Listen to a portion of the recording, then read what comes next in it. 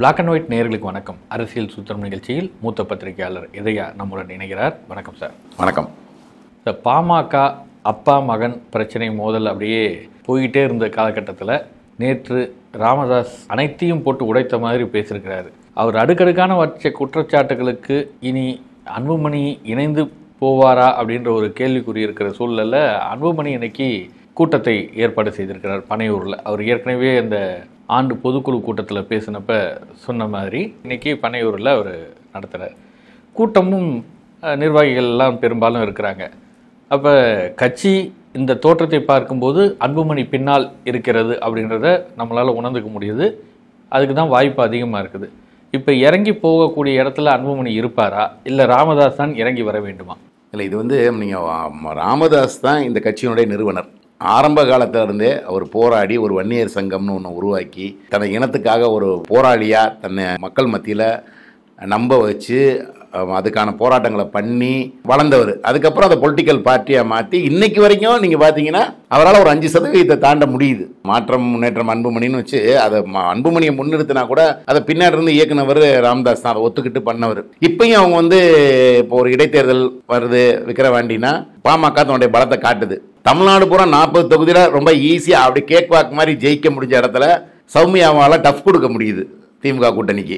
ஏன்னா இழுபறியா மாறி மாறி வந்து தான் அந்த ரிசல்ட் இப்போ பார்த்தோம். நம்ம வாக்கு எண்ணிக்கை இவங்க முன்னணி அவர் முன்னணி மாறி மாறி வந்து ஸோ அப்போ இன்னமும் வட மாவட்டங்களை பொறுத்தளவில் பாமக ஒரு வலுவான சக்தியாக இருக்குது. அந்த ஒரு சமூக உணர்வை இணைக்க முடியுது, போலரைஸ் பண்ண முடியுது. எல்லா தலைவர்களாலும் பண்ணிட முடியாது, அதை இவரால் பண்ண முடியுது. நீங்கள் இப்போ வேற ஒரு பிள்ளைமார் சமூகத்துக்கோ இல்லை ஒரு முதலியார் சமூகம் ஏசி சண்முகம்லாம் இருக்காரு, இந்த அளவுக்கு இன்டாக்டாக பண்ண முடியாது. அது நீங்கள் கவுண்டர் சமூகத்துக்கே ஒரு ஈஸ்வரன் வந்தார், பெஸ்ட் ராமசாமி வந்தாங்க, ஒரு முழுமையான ஒரு கட்டுப்பாட்டுக்குள்ளே தங்க பிடியில வச்சுக்க முடியல. நிறைய அதுலேயே சீக்கிரம் காலகட்டத்தில் உடஞ்சி 2-3 கட்சியாக ஆயிரும். ஆமாம், இது அப்படி இல்லாமல் இதுல இருந்து சில பேர் உடைந்து வெளியே போனாலும் கூட, ஏன்னா வேல்முருகன் மாதிரி சில பேர் போனாலும் கூட இன்னமும் பாமக தனக்குரிய சக்தியோட அதே அந்த கட்டுக்கோப்போட இருக்கு. என்னைக்குனாலும் இறங்கி கீழே போய் இது நம்ம தேர்தல், நம்ம மானத்துக்காக இந்த காப்பாத்துங்க அப்படின்னு போய் ராமதாஸ் கேட்டாருன்னா எந்த கட்சி ஆதரவு இருந்தாலும் கூட அவருக்கு வாக்களித்து ஓரளவுக்கு ஒரு மானத்தை காப்பாற்றுற மாதிரியான ஒரு சூழ்நிலை உருவாக்கிடுறாங்க. ஏன்னா அவங்க தனியாக நின்ன போதே 4-5 சீட்டு ஜெயிச்சாங்க வேற அந்த 2016. ராமதாஸ்க்குன்னு ஒரு இன்னமும் அந்த ஒரு நமக்காக போராடியவர், போராடி கொண்டு இருப்பவர், இடஒதுக்கீடுக்காக போராடுறவர் அப்படின்ற ஒரு அபிப்பிராயம் இருக்கு. இப்ப அதுக்கு அடுத்தபடியா அவர் தான் அன்புமணியை கொண்டு வந்தார். அவரே தன்னுடைய வாக்குறுதிகள்லாம் மீறி இன்னைக்கு அதை ஒத்துக்கிறாரு. சவுக்காலாட்டிங்க நானும் என் குடும்பமும் அரசியலுக்கு வந்தான்லாம் சொன்னவர் அதை மீறி ஒரு வாய்ப்பு வந்தப்ப தன் மகனை தான் கேபினெட் மினிஸ்டருக்கு அனுப்புனார். அதனால அப்படி பண்ணவர் இவர் தான் முன்னிறுத்தி வழிநடத்தி பாதை போட்டு கொடுத்து மகனுக்கு ரெட் கார்பெட்டை விரிச்சு இவர் தான் வழி ஏற்படுத்தி கொடுத்தாரு. இன்னைக்கு 2 பேருக்கும் வேற சில குடும்ப உறவுகள் முகுந்தனாலையா இல்லை வேற சில சிக்கல்கள் இருக்கா, இப்போ வேற சில வதந்திகள்லாம் போயிட்டு இருக்கு, சில பண விவகாரம்லாம் அதில் இருக்குன்ற மாதிரிலாம் போகுது. அப்படி ஏதாவது பணச்சிக்கல்கள் ஏதோ ஒரு காரணம் 2 பேருக்குள்ள உறவு முறியறதுனால இன்னைக்கு திடீர்னு ஆல் ஆஃப் தி சடன் இனிமே அன்புமணி யாருமே கிடையாது வெளியே போடுங்க அப்படின்னு சொன்னா அதுவும் நடைமுறை சாத்தியம் இல்லை. ஏன்னா இவருக்கு வயோதிகம் வந்துருச்சு, முதுமை வந்துருச்சு, சில முன்னுக்கு முரணா பேசுறாருன்ற மாதிரியான கருத்துக்களும் வந்துருச்சு. நீங்க 108 மாவட்ட செயலாளர்களை வர சொல்றாரு, வரல. 8 பேர் வந்தாங்க, 100 பேர் வரல. 100 பேர் 8 பேர் வரலைன்னா அது இவருக்கு வெற்றின்னு சொல்லலாம். 8 பேர் 100 பேர் வரல. அப்ப எல்லாருமே ஒரு இளம் தலைவர், இவர்னு எவ்வளவு நாளைக்கு இருப்பாரோ தெரியாது, இவர் வயோதிகம் இருந்தாலும் கூட கட்சியில எந்த அளவுக்கு பிடிப்போட இருக்கணும், மக்கள் அடுத்த ஜெனரேஷன் ராமதாஸை பார்க்கறதோட அன்புமணியை ஒரு கவர்ச்சியா பார்க்கலாம். இல்ல ஒருவேளை இதுக்கெல்லாம் முற்றுப்புள்ளி வைக்கிறதுக்கு இப்படி ஒரு முடிவு எடுத்துட்டாரு தடாலடியா அப்படின்னாக்க ராமதாஸ் செயல் தலைவர்னு இறக்கி அன்புமணியை கொண்டு வந்து பார்த்தாருல. இப்ப தலைவரா முகுந்தனையே கொண்டு வராரு, இல்ல முகுந்தன் வரல வேற ஒருத்தரை அவர் கொண்டு வந்துறாரு, அப்படி ஒரு இளைஞரை ஒரு அடையாளப்படுத்திட்டாருன்னு சொன்னா ராமதாஸ் பக்கம் இந்த கூட்டம் போயிடுமா? இல்ல அதான் சொல்றேன், இது இனிமே போறதுக்கு வாய்ப்பு குறைவுன்னு தான் சொல்ல வரேன். ஏன்னா அவருடைய வயோதிகம் ஒரு காரணம், அவர் நீண்ட காலம் இருப்பாருன்னு கூட வச்சுக்குவோம். ஆனாலும் செயல் இருக்குல்ல, செயல்படக்கூடிய திறன் இருக்கணும், பழைய பேச்சாற்றல், பழைய வேகம் இதெல்லாம் அவர்கிட்ட இருக்குமான்னு சொல்ல முடியாது. அப்ப அன்புமணியை இவரே உருவாக்கின தலைவர், இவரே தான் எல்லாரும் அங்க போங்க அன்புமணியை டிஸ்கஸ் பண்ணுங்கன்னு எல்லாரும் அனுப்பி வச்சுட்டு திடீர்னு எல்லாரும் போகாதீங்க வாங்கன்னா வரமாட்டேங்கிறாங்க. அப்படி இருக்கும்போது இப்ப அவர் கூப்பிட்டா போறாங்க. அப்படிங்கும்போது இது கண்டிப்பா ஒரு பிளவுல வரும். இவருக்குன்னு ஒரு அந்த ஆரம்ப கால சக்தி இருக்கும். அவர் அடுத்த ஜெனரேஷன் யங்ஸ்டரு, இனிமே எதிர்காலம் இவங்க தான், இவர் நம்பினா தான் நமக்கு இனிமே போஸ்டிங்ஸ் கிடைக்கும் நம்புற நிர்வாகிகள் எல்லாருமே அன்புமணி பக்கம் போறதுக்கு தான் வாய்ப்பு இருக்கு. அதனால இது வந்து ஏற்கனவே பார்த்தீங்கன்னா இப்போ ஃபேஸ்புக்கில் கூட ஒன்று பார்த்தேன். இதே மாதிரி சண்டை ஏற்கனவே கருணாநிதிக்கும் திரு மு.க. அழகிரிக்குமே நடந்திருக்கு. என்னை கண்ணா பின்னான்னு வார்த்தைகளை திட்டினாரு வீட்டில் வந்து அப்படின்னு சொல்லி இவர் அடிச்சிட்டாருலாம் வதந்தி பரவுச்சு. கலைஞரை வந்து மு.க. அழகிரி தாக்கிட்டாரு அப்படின்லாம் கூட ஒரு பேட்டியாவே கொடுத்தாரு. ஸ்டாலின் குறித்து என்னுடன் பேசிய போது என் நெஞ்சை வெடித்து விட்டதெல்லாம் சொன்னாரு. அதே மாதிரி அழகிரிட்டையும் போய் கேட்டாங்க, யாரா அப்பா அடிப்பீங்களா, நீங்க உங்க அப்பா அடிப்பீங்களா அப்படிலாம் அவர் பத்திரிகையாளர்கிட்ட கேட்டாரு. அதெல்லாம் நடந்த சம்பவங்கள் இது மாதிரி இருந்து. ஆனா என்னாச்சு, அது ஒரு வேகத்துல ஒரு இது வர்றது, ஒரு அப்பாவுக்கும் பையனுக்குன்னு வர்றது. இப்ப நீக்கி வைக்கப்பட்ட அழகிரி அதன் பின்னால் அவரால் திமுகவில் தலையெடுக்கவே முடியலையே. அது வந்து அதுக்கு அடுத்து வந்த ஜெனரேஷன் அவருக்கு ஸ்டாலினுக்கும் அவருக்குமான பகையினாலதான் பகை அப்படி பிரச்சனை எல்லாம் இருந்தது. கடைசியில இன்னைக்கு நிலைமை எப்படின்னா, அழகிரி கடைசி நேரத்தில் ஸ்டாலின் ஜெயிக்க போற அவர் மதுரையில் ஒரு மீட்டிங் போட்டு நீ எப்படி ஜெயிக்கிற, எப்படி சிஎம் ஆகிறன்னு பாக்குறோன்னு சவால்கள் எல்லாம் விட்டது இன்னும் கசப்புணர்வு அதிகப்படுத்தி, அதுக்கப்புறம் கலைஞர் இருந்ததுக்கு அப்புறம் பேரணி எல்லாம் போட்டி பேரணி எல்லாம் நடத்தி எல்லாம் பண்ணாரு. ஆனா இன்னைக்கு நிலைமை எப்படி இருக்குதுன்னா, மதுரை முன்னாள் மேயருக்கு சிலை திறப்பு அப்படின்றதுக்கு வந்து முதலமைச்சர் ஸ்டாலினுக்கு நான் பாராட்டு தெரிவிக்கிறேன், வாழ்த்து தெரிவிக்கிறேன்ற அந்த கட்டத்திற்கு அழகிரி இறங்கி வந்திருக்கிறார் அப்படின்னு தான் பாக்கல. மதுரைக்கு போனப்போ ஒருவேளை அழகிரி வீட்டுக்கு ஸ்டாலின் சாப்பிட போனாலும் போவாருன்னு ஒரு பேச்சு இருக்கு இப்ப. அதனால அதான் சொல்றேன், அந்த சமரசம் வந்துரும்ன்றது குடும்பத்துல நீங்க வந்து அந்த ஒரு எல்லையில நின்னுக்கிட்டீங்கன்னா அதுக்கப்புறம் வந்துடும். ரெண்டு பேருக்குள்ள ஒரு காமன் பாயிண்ட், சின்ன பாயிண்ட்ல தான் ரெண்டு பேருக்கு அடிச்சுக்குவாங்க. ஏன்னா சொல்றாரு அவர் முகுந்தனை கொண்டு வந்ததுனால அம்மா மாதிரியே பாட்டில விட்டு எரிஞ்சாருன்னு ராமதாஸ் சொல்றாரு. அப்ப அந்த முகுந்தனை கொண்டு வரதான் இஷ்யூவா, அதை ஏத்துக்க மாட்டேங்கிறாரா? இப்ப நாளை பின்ன அவங்க வந்து அக்கா எல்லாம் உட்காந்து பேசி இல்ல இப்ப நீங்க சொல்ற அந்த ஒரு கட்டம்னா, இப்ப முகுந்தனே ரிசைன் பண்ணிட்டாரு.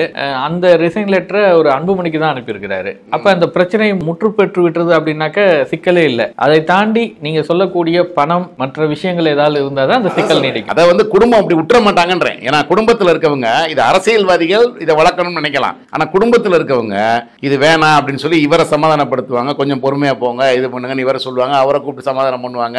அவங்க விட மாட்டாங்கல்ல. ஏன்னா ஒரு கட்சி கண்ணு முன்னாடியே ஒரு வளர்த்த கட்சி ரெண்டா போது போட்டி யாரு பெரிய கட்சின்னு ப்ரூவ் பண்ணாலும் யாராவது ஒருத்தருக்கு தோல்வி, குடும்பத்தில் ஒருத்தருக்கு தோல்வி, மகன் ஜெயிச்சா அப்பாவுக்கு தோல்வி, அப்பா ஜெயிச்சா மகனுக்கு தோல்வி, அது ரெண்டுமே குடும்ப தோல்வி. அப்படின்றப்ப இது சமரசம் வந்துரும் தான் நான் நினைக்கிறேன். அன்புமணி குடும்பம் தனித்து அவங்க ஒரு பாதையில இயங்கிட்டு இருக்காங்க. அன்புமணியை தவிர்த்து சகோதரிகள் மற்றவர்கள் ராமதாஸ் இருக்குதான்னு கேட்கல. அப்படிதான் இன்னைக்கு சூழல், அப்படிதான் அவரே சொல்றாரு. அன்புமணியும் உங்களும் சேர்ந்துகிட்டு தான் வந்து ரெண்டு பேரும் வந்து அழுதாங்க, காலில் விழுந்தாங்க அப்படிலாம் சொல்றாரு. அப்ப அந்த குடும்பத்தை தனியா பிரிச்சு தான் அவர் சொல்றாரு. அக்கா குடும்பத்து பையன் தானே முகுந்தன், அதை ஏத்துக்க முடியலன்ற ஒரு சூழ்நிலை தானே வருது இப்ப. அது அப்ப குடும்பத்துக்குள்ள அவங்க தனியா ரெண்டு பேரும், அந்த ஃபேமிலி தனியா இருக்கு அப்படின்ற மாதிரி தான் ஒரு அடையாளம் ஆகுது. அவர் இன்னும் எல்லாத்தையும் காடு வெட்டி குருவை இழுக்கிறாரு.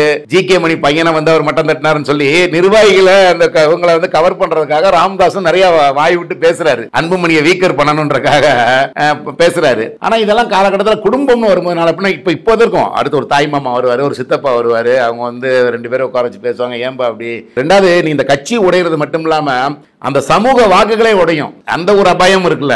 அதனால சில அந்த வன்னியர் பிரமுகர்களே முன் வருவாங்க, பெரிய பெரிய பிரமுகர்லாம் வந்து. இல்ல இப்ப ராமதாஸுக்கு இருக்கக்கூடிய வருத்தம் அவர் நேற்று பேசுனதுல தெரிஞ்சுன்னா, நான் உருவாக்கிய அமைப்புகள், அந்த அமைப்புகள் இருக்கவங்க எல்லாம் என்கிட்ட பஞ்சாயத்து பேச வராங்க அப்படின்றப்போ அது ஒரு பெரிய ஆதங்கம். நீ எல்லாம் என்கிட்ட பஞ்சாயத்து பேச வரியா அப்படின்றது பஞ்சாயத்து சொல்றாரு அப்படின்ற ஒரு கட்டம். இப்ப நீங்க சொல்ற மாதிரி இந்த உறவுகள் எல்லாம் பேசுறது தீர்வு வரலன்னு சொன்னா, இப்ப கட்சி யார் கட்டுப்பாட்டுல வந்துரும் அப்படின்னா நமக்கு தெரிஞ்சிருது அன்புமணி கட்டுப்பாட்டுக்கு போயிடும், அவர் பக்கம் நிப்பாங்க. ஆனா வாக்குகள் அப்படியே இருக்குமா அப்படின்னா அது கேள்விக்குறியாச்சுனாக்கா அப்புறம் அந்த கட்சி கட்டமைப்பு எவ்வளவு காலத்துக்கு ஓடும் அப்படின்றது. இந்த பிரிவு வந்து கண்டிப்பா அந்த கட்சியை வீக்கம் தாங்க பண்ணும். ஏன்னா சாதாரண ஓபிஎஸ் விலகினதையே வந்து இன்னமும் அவங்க வந்து ஒரு பெரிய செக்டாருக்கு பாதிப்புன்னு தான் இன்னும் பேசப்படுறது. முக்குளத்தூர் மொத்தமா விலகிட்டாங்கன்ற மாதிரி தான் பேசுறாங்க. தென் மாவட்டங்கள் அதிமுகவுக்கு பாதிப்பு, சர்க்கிள் பலவீனம் அப்படின்னு பேசுறாங்க.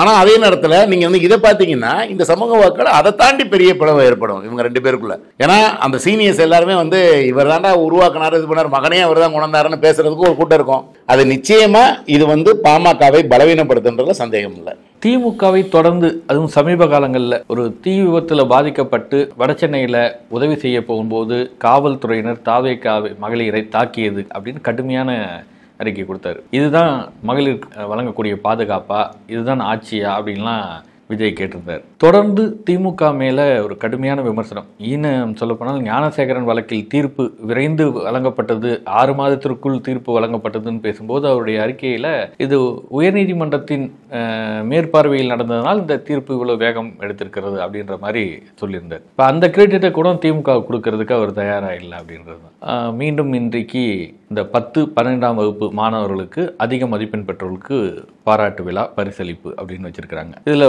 தொடக்க 10ஆம் வகுப்பு 12ஆம் வகுப்பு மாணவர்களுக்கு பாராட்டு விழா நிகழ்ச்சி நடத்தும் போது அவர் சொன்னது, பேரண்ட்ஸில் தான் சொல்லணும், காசு வாங்கிட்டு ஓட்டு போடக்கூடாதுன்னு. இப்போ கிட்டத்தட்ட அதே கருத்தை இந்த நிகழ்ச்சியிலும் சொல்றாரு. வண்டியா பணம் வரும் அடுத்த வருஷம், நீங்க ஜனநாயகம் எப்படி நடந்துக்குங்கன்றாரு. அப்ப திமுக பணம் கொடுக்கும் அப்படின்றத அவர் கொஞ்சம் மறைமுகமா சொல்றாரா? இல்ல திமுக மட்டும் கொடுக்காது, அதிமுக கொடுக்கறதையும் சேர்த்தே கூட சொல்லியிருப்பாரு அவரு. அதை தாண்டியும் சிலர் கொடுக்கதான் செஞ்சாங்க. அதை தாண்டியும் சில பாஜக சார்பில் நின்ற சில வேட்பாளர்களும் கொடுத்தாங்க. அப்படிலாம் கொடுத்தாங்க ஓட்டுக்கு பணம்ன்றது.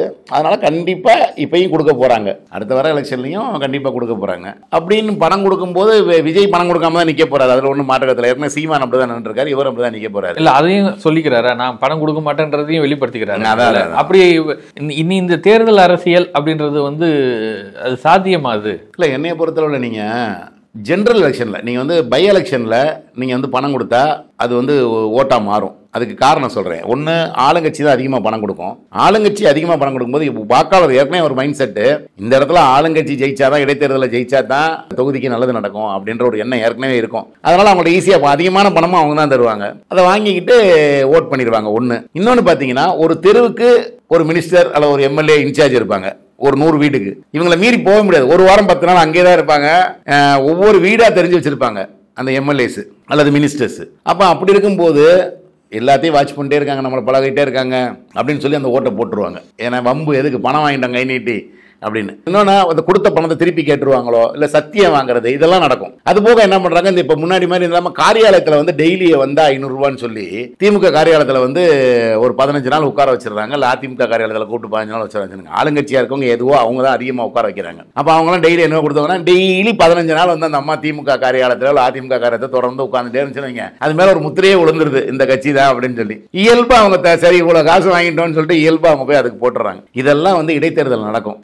எந்த நேரம் யார் சுத்தி வாட்ச் பண்ணிட்டு இருக்காங்க, யார் பாப்பா எங்கேயா பாத்துருவாங்க, சிசிடிவில பாத்துருவாங்களா, அமுக்குற தெரிஞ்சிருமோ, மாத்தி போட்டா வம்பாயிருமோன்னு பயத்துல நிறைய பேர் பண்றாங்க. யங்ஸ்டர்ஸ் அந்த பயம் இல்லாம இப்போ சீமானுக்குலாம் அதனால தான் உழுகுது. நீங்கள் எவ்வளோ பணம் கொடுத்தாலும் இப்போ ஒரு 15% அவரால் வாங்க முடியுதுன்னு வைங்க. ஈரோடு கிழக்கில் ஓட்டுக்கு பணம் கொடுத்து 1000 ரூபா கொடுத்து 2000 ரூபா கொடுத்தா கூட சீமானுக்குன்னு ஒரு 15% ஓட்டு பணம் வாங்கினவங்களே போடுறதுன்னு அர்த்தம். சில பேர் வாங்காமல் இருந்திருப்பாங்க, சில பேர் வாங்கிட்டு கூட மாற்றி போட்டிருப்பாங்க. அதனால அந்த போடுற மாதிரி யங்ஸ்டர்ஸ் இருக்காங்க. பட் வயசானவங்க கொஞ்சம் பயந்துக்கிட்டு, அரசியல்வாதிகளோட அவர்கிட்ட நேர்மை பொதுமக்கள்கிட்ட அதிகமாக இருக்கு, வாங்கின காசுக்கு விசுவாசமாக இருக்கணும்னு. அதனால அவங்க அந்த மாதிரி பண்ணிடுறாங்க. இது ஜெனரல் எலெக்ஷனில் இது நான் ஏற்கனவே துக்ளக்லேயே ஒரு கட்டுரையை எழுதியிருக்கேன். பணம் ஒரு வெற்றி தோல்வியை தீர்மானிக்குமா அப்படின்னு சொல்லி முன்னாடி சோசார் இருக்கும்போது அவர் எழுதுனேன் நான். ஜாதி வருமா, பணம் வருமா அப்படிலாம் சொல்லி வரிசையா ஒரு எலெக்ஷன் முடிஞ்ச ஒரு தொடர் எழுதுனேன். அதுல பணத்தை பத்தி ஆகாதுன்னு தான் எழுதியிருக்கேன். நீங்க போன எலெக்ஷன் எடுத்துக்கிட்டீங்கன்னா 21 எலெக்ஷன்ல எல்லா அதிமுக வேட்பாளர்களும் பணம் கொடுத்தாங்க, திமுகவோட அதிகமா. திமுக குறைச்சே கொடுக்க சொன்னாங்க எல்லா இடத்துலையும். நீங்க இணையா கொடுத்துறாதீங்க அப்படின்னா, நீங்க பாரு எதிர்கட்சியா இருக்கும் போதே இவன் இவ்வளவு பணம் இருக்குன்னு மக்கள்கிட்ட ஒரு எண்ணம் வந்துடக்கூடாது. அதனால நீங்க அவர் 1000 கொடுத்தா நீங்க 500, அவங்க 500 கொடுத்தா நீங்க 300, அவங்க 300 கொடுத்தா நீங்க 200 அப்படின்னு அந்த கான்செப்ட் வெற்றி பெற்றுக்குன்னா, அப்ப தாவேகா விஜய் இதை ஒரு வேளை ஃபாலோ பண்ணி காசே கொடுக்காம இருந்தாக்க ஒரு வேளை வெற்றி வந்து அதான் சொல்ல வரேன் நானே. அதனால காசு கொடுத்தவங்க வெற்றி பெறலன்னு தான் சொல்ல வரேன். நீங்க 65-75 சீட்டு தானே எடுத்தாங்க அவங்க. மீதி இடத்துல கம்மியா கொடுத்த திமுக தானே ஜெயிச்சிருக்கு. கொடுக்காத இவரால 8% எடுக்க முடியுது, சீமானால 8% எடுக்க முடியுது பணமே கொடுக்காம. அப்படி இருக்கும்போது இப்ப விஜய் பணமே கொடுக்காம ஜெனரல் எலெக்ஷனை பொறுத்தளவுல யார் சிஎம்ன்ற ஒரு கான்செப்ட் தான் இருக்கும், அல்லது இவர் வரக்கூடாது அப்படின்னு இருக்கும். ஒரு ஆளுங்கட்சி இருந்தா அந்த ஆளுங்கட்சியை முதல்ல வெளியேற்றணும்ன்ற ஒரு கோபம் அது வரும். 96ல ஜெயலலிதாக்கு எதிராக அப்படி வந்துச்சு.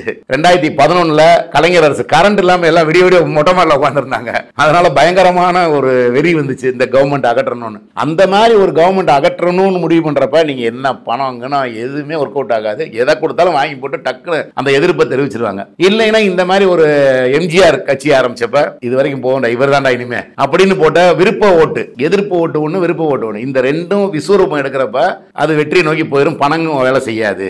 இப்ப விஜய்க்கு வந்து ஒரு 20% மேல போற மாதிரியான வாய்ப்பு சூழல் இருக்கு. இப்ப எல்லா இடத்துலயும் சர்வே பண்றப்ப எல்லா தகவல் வர தகவல் எல்லாம் பாத்தீங்கன்னா விஜய்க்கு 20% மேல போலரைஸ் ஆயிருக்கு அப்படின்றது இருக்கு. இது இப்படியே போய் அவர் ஜெயிக்கிற அளவுக்கு போகுமா, அல்லது இப்போ ஒரு ஃபேண்டசியில போட்டுட்டு கற்பனையில இப்ப போடுறாங்க. இப்ப எடுக்கிற சர்வே எல்லாம் 1 இயர் எலெக்ஷன் இருக்கு, இப்ப சும்மா போடுறோம் விஜய்க்கு போடுவான்னு போடுவாங்க. அப்ப நெருங்கி வர்றப்ப நீங்க சொல்ற மாதிரி ஒரு பண இன்ஃப்ளூயன்ஸ், ஒரு ஜாதி இன்ஃப்ளூயன்ஸ் அதெல்லாம் வரும்போது, விஜயை பத்தியான விமர்சனங்கள் வரும்போது, இப்போ ஒன்றும் விமர்சனம் விஜயை பத்தி எந்த கட்சியுமே அவ்வளோ பண்றது இல்ல பெருசா, பெரிய லெவலில். இப்போ ஸ்டாலின் அட்டாக் பண்றது இல்ல, எடப்பாடி அவர் அட்டாக் பண்றது இல்ல, யாரும் பண்றது இல்ல, அப்படியே மைல்டா போயிட்டு இருக்கு. நெருங்கி வரும்போது ஆக்ரோஷமான விமர்சனங்கள், பழைய கதைகள் இதெல்லாம் வந்து வெளிவரும். அப்படி வரும்போது இவர் நிறுத்துற வேட்பாளர் மேலான அதிருப்தி என்ன இருக்கு, எப்படி இருக்கு, அதெல்லாம் இருக்கும். அந்த மாதிரி வரும்போது இது ஒருவேளை குறையிறதுக்கு வாய்ப்பு இருக்கு. ஆனா இப்ப விஜயை பொறுத்தளவுல அவர் பேசாம இருக்க முடியாது அரசியல். ஏன்னா இது வரைக்கும் நம்மளே ஊடகங்கள்ல எல்லாருமே சொன்னது, விஜய் வந்து எதிர்ப்பு அரசியல் பண்ணணும், அப்பதான் அவரால் ஜெயிக்க முடியும். அட்டாக் பண்ணணும், அவர் அட்டாக் பண்ணாம பூசி மொழிகி பேசினா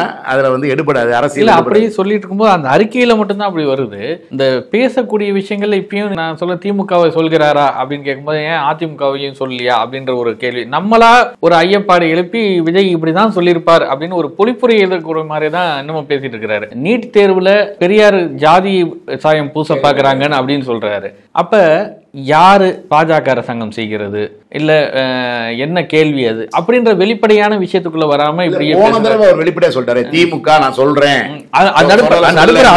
தொடர்ந்து விமர்சனம் வந்துட்டு இருக்கும் போது சொன்னாரு. இது பள்ளிக்கூட பிளஸ் 2 படிக்கிற பசங்களை கூப்பிட்டு வச்சிருக்கும் போது திமுக அதிமுக பாஜகன்னு சொல்லணும்னு அவசியம் இல்ல. அங்க வந்து அது பாலிடிக்ஸ் மேடை ஆக்குறாரு, பள்ளி மாணவர்களை கூப்பிட்டு அரசியல் பேசுறாரு, அது ஒரு விமர்சனத்துக்கு வழிவிட்டுரும். இந்த விஷயத்துல அவர் சொல்லாத வந்து இயல்பாதான் இருக்காது. பணம் மட்டும் வாங்க சொல்லாதீங்க, பணம் வந்து கொட்டுவாங்க அப்படின்றத எடுத்துக்கிறாரு. அது திமுக கொண்டு கொட்டுமா அதிமுக கொண்டு கொட்டுமா, ஏன்னா அதை சொல்லவும் முடியாது, ரெண்டு பேருமே கொட்டுவாங்க போது அதை குறிப்பிட்டு சொல்லவும் முடியாது. அதனால அந்த பாலிடிக்ஸ் பேசாம போனது வந்து ஒரு நாகரிகமா கூட எடுத்துக்கலாம் நம்ம அதை. இப்ப வெளிப்படையா அதாவது கூட்டணி கிடையாது அப்படின்னு ஆதவ் தோக்கக்கூடிய அதிமுகவுடன் ஏன் கூட்டணி அப்படின்னு அவர் பேசியிருந்தாரு. இப்ப ராஜ்மோகன் வந்து திமுக பாஜகவை தவிர்த்து கூட்டணிக்கு நாங்கள் தயாராக இருக்கிறோம்ன்ற மாதிரி அவரு சொல்லியிருக்காரு. இப்ப கூட்டணியோட தான் தேர்தலை சந்திக்கக்கூடிய நிலையில விஜய் இருக்கிறாரா? இல்லைங்க, அவர் முதல் நாளே மாநாட்டில் பேசும்போதே கூட்டணிக்கு வாங்க, வர்றவங்களுக்கு அரசுல பங்கு தர்றோன்னே சொல்லிட்டாரு.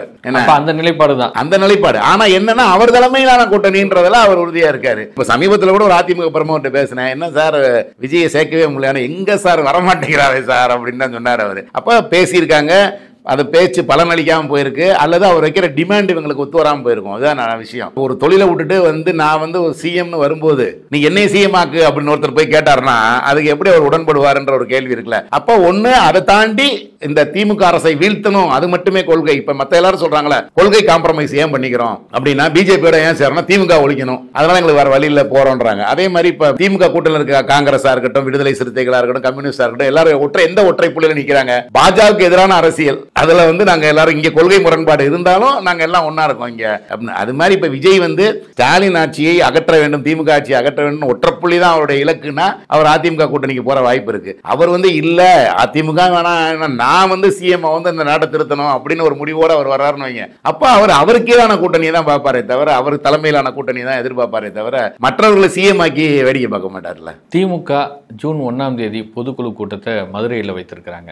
இந்த பொதுக்குழு கூட்டத்தில் நிறைய முடிவுகள், திமுக ஏதாவது அதிரடியான மாற்றங்கள்லாம் இருக்குமா, துணை பொதுச் செயலாளர் எண்ணிக்கையை உயர்த்த போறாங்க அப்படின்னு ஒரு தகவல் இருக்கு. ஏற்கனவே உதயநிதிக்கு துணை பொதுச் செயலாளர் வழங்கணும் அப்படின்ற கோரிக்கைகளும் ஒரு பக்கம் இருக்குது. இதெல்லாம் ஏதாவது இந்த பொதுக்குழுவில் அந்த மாற்றங்கள் நிகழுமா? பொதுக்குழுல மாற்றங்கள்னா முதல்ல என்ன பண்ண போறாங்கன்னு தெரியல. பட் கட்சியை பொறுத்தளவுலேயே முதல்ல நிறைய பதவிகளை கொடுத்து நிர்வாகிகளை பலப்படுத்தணும் அப்படின்ற ஒரு எண்ணம் இந்த கட்சியில, திமுக மட்டும் எல்லா கட்சியிலுமே அது வளர்ந்துட்டு வருது. ஒரு 10 தொகுதிகளை வச்சிருந்த ஒரு மாவட்ட செயலாளர்லாம் இருந்த காலம்லாம் உண்டு. இப்ப சுருக்கி 5 4 இப்ப 2 தொகுதிக்கு ஒரு மாவட்ட செயலாளர்னு கொண்டு வராங்க எல்லா கட்சியிலும். எங்க விடுதலை சிறுத்தைகள், பாமக எல்லாருமே அந்த மாதிரி இப்ப ஒரு இதுக்கு வர ஆரம்பிச்சிட்டாங்க. 2 தொகுதிக்கு ஒரு மாவட்ட செயலாளர். சில பவர்ஃபுல்லான மாவட்ட செயலாளர்கள் மட்டும்தான் ஒரு 4-5 மெயின்டைன் பண்ணிட்டு இருக்காங்க. அதிமுகலையும் சரி இங்கேயும் சரி. மற்ற இடத்துல எல்லாத்தையும் சுருக்கிட்டாங்க. கிட்டத்தட்ட ஒரு வட்ட செயலாளர் ரேஞ்சு காய் போச்சு. ஆமா, மாவட்ட செயலாளர் அப்படி ஆயிடுச்சு. ஏன்னா எல்லாரும் பதவி எதிர்பார்க்க. அதுக்கு பாத்தீங்கன்னா இணையா ஒவ்வொரு மாவட்டத்திலையும் அணிகளை போட்டு எல்லாத்துக்கும் மாவட்ட செயலாளர். இவர் வந்து இலக்கிய அணி மாவட்ட செயலாளர், இவர் நெசவாளர் அணி மாவட்ட செயலாளர், விவசாய அணின்னு போட்டு அதுல கரும்பு அணின்னு வந்துருச்சு. அதுல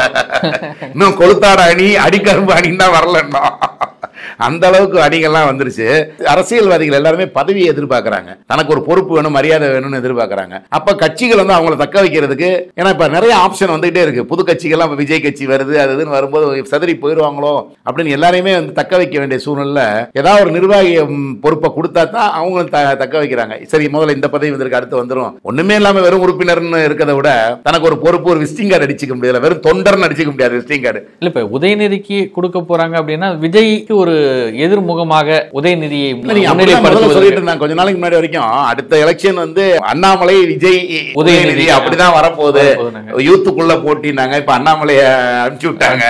இப்ப அன்புமணிக்கும் இவருக்கும் பிரச்சனை வந்துருச்சு. அவர் இருந்தா கூட இப்ப இருக்குது இவங்க 2 பேர் தான் வந்தா. அதனால உதயநிதிக்கு ஏற்கனவே கொடுக்க வேண்டிய அளவுக்கு நிறைய கொடுத்து தான் இருக்காங்க. ஒருவேளை கட்சி பொறுப்பையும் பெறான். இளைஞரணி பதவின்றது ஒரு நல்ல பதவி தான். அவர் அப்ப அதை அவர் தியாகம் பண்ணினாதான் அடுத்ததுக்கு வர முடியும். அது அந்த இளைஞரணின்ற அந்தஸ்தை அவர் தனியா, அதுக்குன்னு தனி அலுவலகம் இருக்கு, இது இருக்கு, அதை விட்டுட்டு வருவாரான்றது ஒரு யோசனைக்குரிய விஷயம் தான். மேபி ஒருவேளை அடுத்த எலெக்ஷனுக்கு அப்புறம் வேணா அது வரலான்னு வாய்ப்பு இருக்குன்னு நினைக்கிறேன். ஏன்னா அவர் தன்னுடைய இளைஞர் படைக்கு சொந்தக்காரர்னு காட்டிக்கிறது ஒரு கெத்து தான். இன்னும் தாண்டி கட்சிக்கு வரணும்னு இருக்கும். பட் இருந்தாலும் அவருக்கு இன்னும் இளமை காலம் இருக்கனால அதை ஒன்றும் கொஞ்சம் தள்ளி போடுறதுக்கான வாய்ப்பு இருக்குன்னு தான் நினைக்கிறேன் நான். நன்றி சார். நன்றி.